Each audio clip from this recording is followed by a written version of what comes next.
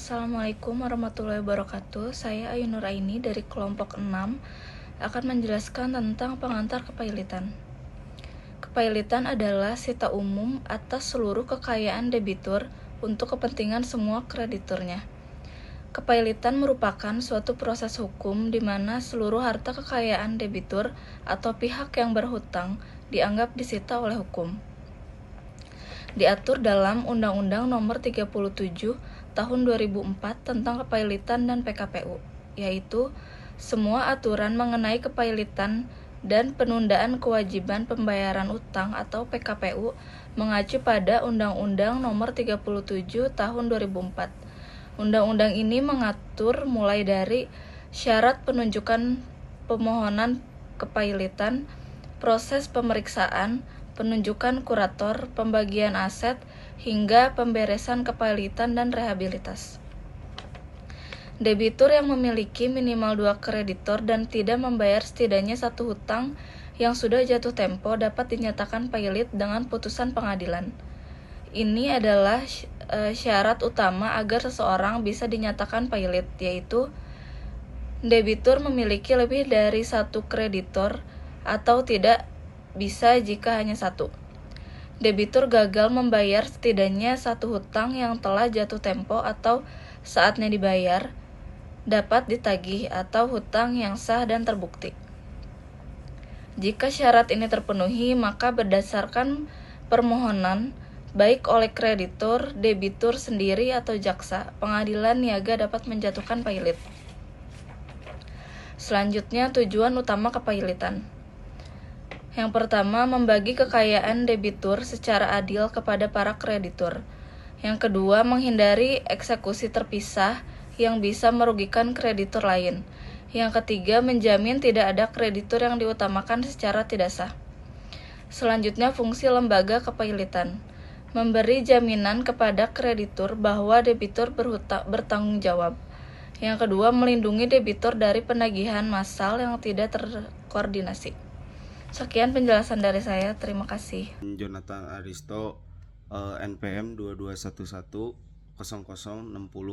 Di sini saya akan menjelaskan syarat-syarat kepailitan itu ada. Yang pertama, ada minimal 2 kreditor.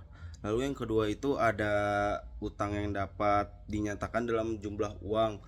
Lalu itu ada yang ketiga, utang sudah jatuh tempo dan dapat ditagih. Lalu yang keempat itu debitur dalam keadaan insolven, yaitu tidak mampu untuk membayar. Terus ada asas-asas kepailitan nih. Yang pertama itu ada asas keseimbangan. Asas keseimbangan itu mencegah penyalahgunaan oleh debitor atau kreditor. Lalu yang kedua itu asas-asas kelangsungan usaha. Asas kelangsungan usaha itu ada, yaitu perusahaan debitor yang